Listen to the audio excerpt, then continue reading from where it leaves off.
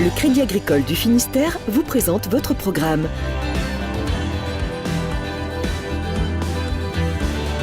Avec le Crédit Agricole, cap sur les événements de l'été en Finistère.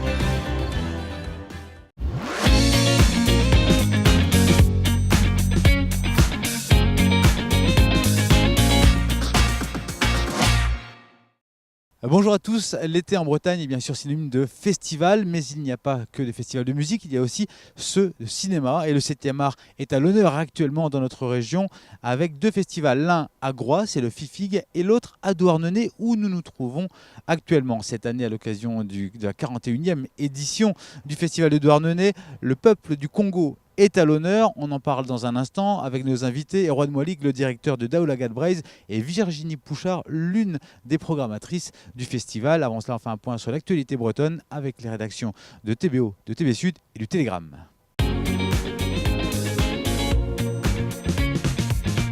Le barrage de Morieux n'a pas trouvé de repreneur. Comme on vient de l'apprendre, l'appel d'offres pour le barrage et l'usine s'est avéré infructueux. Les services de l'État réfléchissent donc à lancer un second appel d'offres, faute de quoi l'édifice pourrait être détruit. Le barrage, qui ne produit plus d'électricité, coûte chaque année 50 000 € d'entretien à l'État.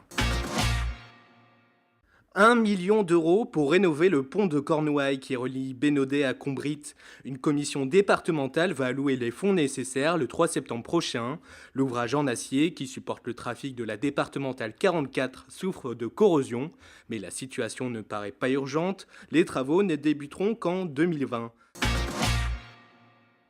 Un chantier géant se prépare pour la SNCF en Bretagne. À partir d'octobre, 38 km de voies ferroviaires vont être renouvelées entre Rennes et Saint-Malo. 500 personnes seront mobilisées au quotidien pour ces travaux qui vont durer jusqu'en février 2019. 51 millions d'euros sont engagés par SNCF Réseau. Top départ des championnats de France à venir ce mercredi à Plougastel-Daoulas. Les plus grands espoirs du cyclisme français s'affrontent durant 3 jours dans le Finistère. Des championnats qui réussissent plutôt bien aux Bretons, vainqueurs de 3 des 9 dernières éditions. Parmi les lauréats, Warren Barguil, Élie Gébert et même un certain Bernard Hinault, si l'on remonte un peu plus loin en arrière. Et on finit avec la belle action des enfants de Pangangan à Quimper.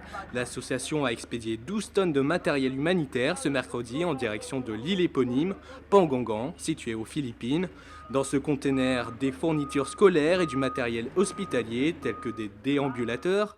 C'est le 5e envoi de l'association depuis sa création en 2008.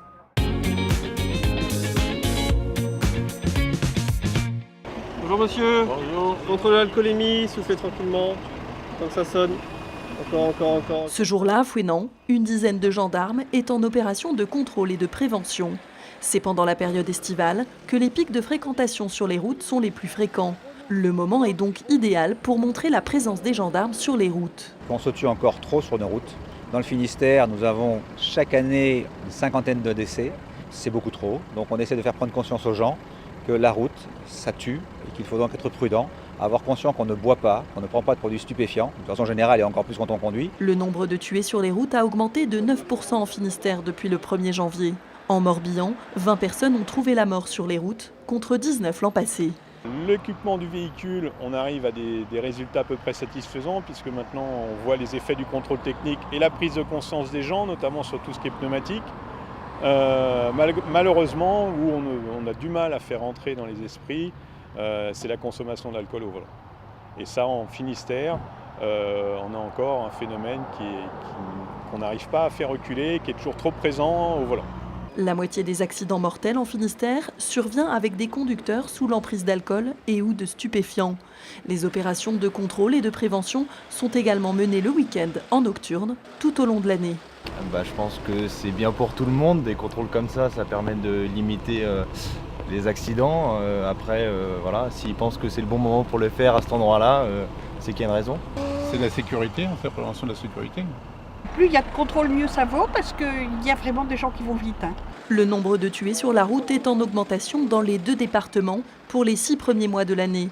Reste à savoir si le décret réduisant la vitesse à 80 km/h sur les routes à double sens, entré en vigueur en juillet, influera sur les chiffres à la fin de l'année.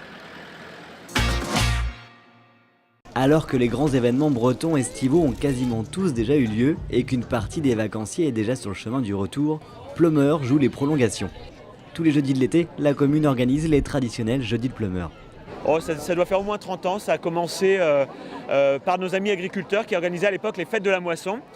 Ils inventaient déjà les circuits courts avant l'heure, c'était la fête, les bottes de paille, la nourriture qui provenait de la ferme. Et après, voilà, c'est les commerçants du coin, les commerçants de Pleumeur, de Bretagne qui viennent et qui animent ça avec nous. Et c'est vrai que c'est un grand moment à la fois culturel, festif, mais également touristique, puisqu'on a aussi beaucoup de touristes. Là, je rencontre des gens des quatre coins de France et d'Europe qui viennent passer un petit moment ici, quoi. Alors on vient pour se balader autour des artisans locaux, pour goûter les spécialités bretonnes et puis pour profiter de la convivialité.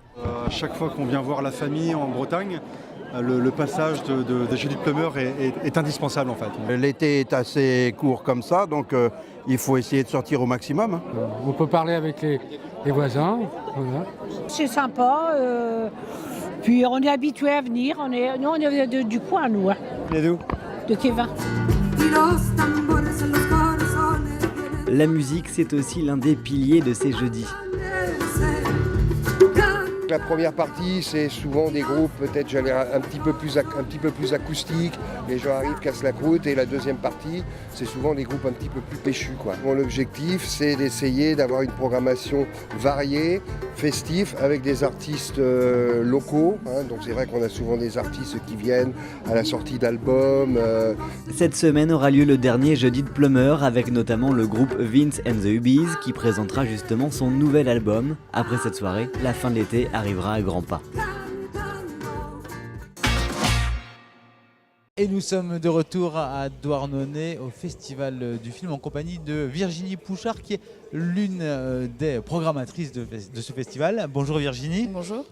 Cette année le Congo est à l'honneur, hein, l'occasion de découvrir un pays pétri de jeunes talents et doté d'une histoire douloureuse, jeune aussi aujourd'hui et mouvementée. Qu'est-ce qui vous a séduit dans ce cinéma congolais ?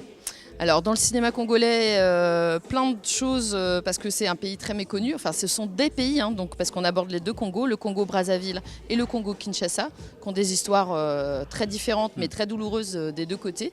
Dans le jeune cinéma congolais, ce qui nous a séduit, c'est déjà qu'il existe, donc ça c'est déjà important. Avec très peu de moyens. Hein. Avec très peu de moyens et qu'il y a des jeunes cinéastes qui arrivent avec, en n'ayant pas d'école de cinéma, à faire de très beaux documentaires qui circulent quand même dans les festivals internationaux et qui apportent une lumière sur la société congolaise qui est très peu connue ici en Europe, voire extrêmement méconnue. Alors les messages qui sont délivrés justement dans tous ces films documentaires, c'est des messages politiques ou alors il y a aussi justement le côté fiction, le côté rêve, le côté découverte? Souvent, c'est quand même, y a des tonalités politiques parce que la vie en RDC et au Congo-Brazza sont des vies compliquées. La politique est aussi très compliquée parce que des deux côtés, c'est quand même des régimes dictatoriaux.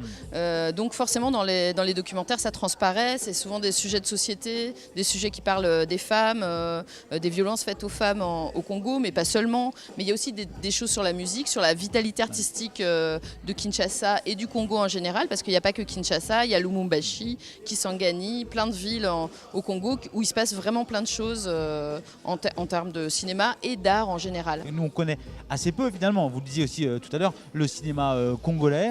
Est-ce qu'il y a justement des artistes aujourd'hui référencés au plan mondial dont vous évoquiez tout à l'heure il y a une des personnes dont on fait un focus ici qui s'appelle Dieudo Amadi, qui est un documentariste dont les films ont circulé pas mal dans les festivals internationaux, c'est son dernier film présenté à la Berlinale cette année et d'autres films au cinéma du réel. Donc lui, Dieudo, au départ, il est médecin, il commence à faire du cinéma après les premières élections au Congo, après la chute de Mobutu. Et son premier film reste un peu mon coup de cœur. C'est un film qu'on avait déjà montré ici à Douarnenez dans la Grande Tribu, qui s'appelle Atalakou. Et c'est vraiment un très beau film sur un crieur de rue à Kinshasa qui recrute des musiciens pour vanter les mérites des politiciens. Voilà, ça en dit beaucoup sur la société congolaise. Écoutez, on va regarder un extrait. Na 15 toza ba député national oyo azeba madele tokutana son excellence toyebisa ye na bengi yo apo église tokota baeglise po eloko eleki nzambe eza te bomba mbongo wana mama bozo ba 5 $5 bozo mo na basi na mbale bobaki yango bino malamu biso tovanda bino moko bokenda bozo sanga kutu na zoze bozo kena sako mukolo kozala bonga papa bino bozo sunga biso na mwa mbongo mokie okomona bangage oyo bazo bomba bazaire se bakatumba. Merci en tous les cas Virginie Pouchard de nous avoir présenté ce cinéma congolais. Ce qu'on va faire, on va aller voir directement les festivaliers pour leur demander un petit peu ce qui les attire eux au festival de Douarnenez. On les écoute tout de suite. Il y a une ambiance à Douarnenez qu'on ne trouve pas ailleurs. Le côté humain, convivial qui est toujours mis en avant. Et ça, c'est très très appréciable.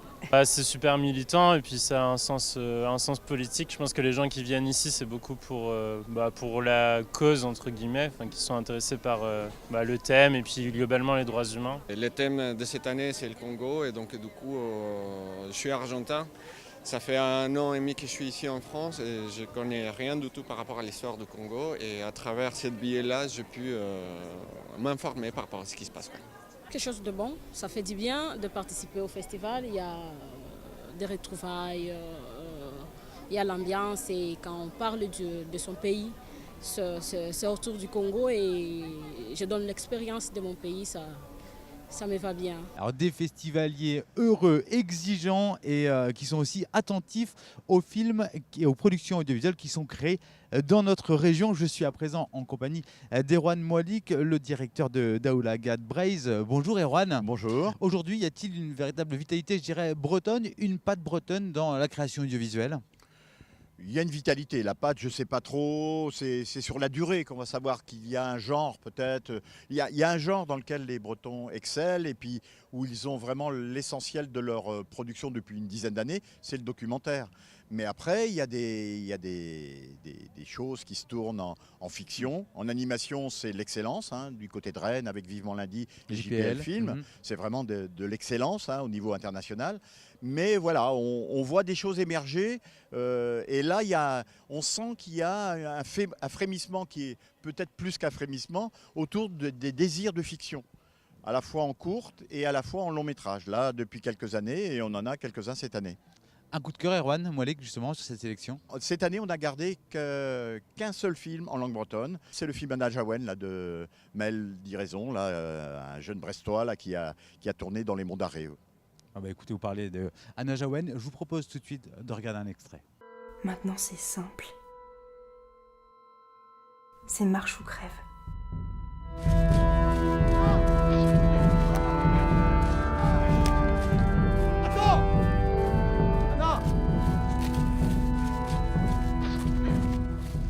Ça fait 2 ans qu'il est mort, ton frère marié. Et alors, c'est plus mon frère?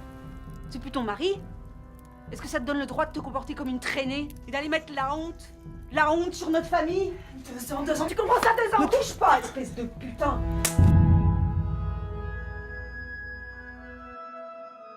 Merci beaucoup Erwan Moalik. Le festival de Douarnenez se termine le 25 août. Profitez-en.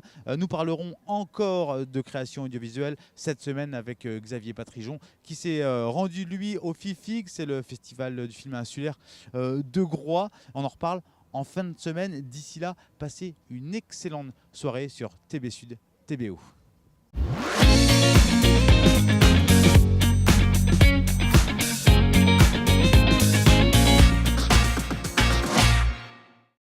Votre programme vous a été présenté par le Crédit Agricole du Finistère. Avec le Crédit Agricole, cap sur les événements de l'été en Finistère.